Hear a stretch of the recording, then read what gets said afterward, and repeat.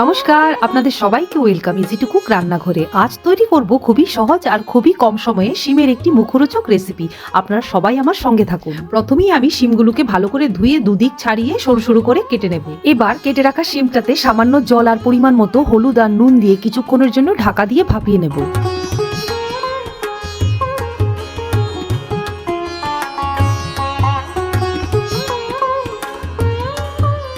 শিমটা প্রায় সেদ্ধ হয়ে গেছে আর জলটাও শুকিয়ে গেছে। এবার খুন্তি দিয়ে আমি শিমটাকে একটু থেতো করে দেব।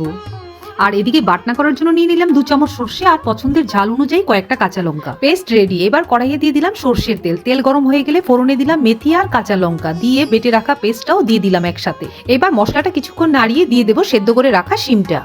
শিমটা সেদ্ধ করার সময়ই কিন্তু পরিমাণ মতো নুন আর হলুদ গুঁড়ো দেওয়া হয়েছিল, তাই এখন আর প্রয়োজন নেই। এখন শুধু শিমটাকে ভালো করে নাড়িয়ে ভেজে নেব। শিম বটির জল একদম শুকিয়ে গেছে। এখন দিয়ে দেবো সামান্য একটু চিনি আর উপর থেকে ছড়িয়ে দেবো কেটে রাখা ধনেপাতা দিয়ে এবার সবকিছু একসাথে ভালো করে মিশিয়ে নেব।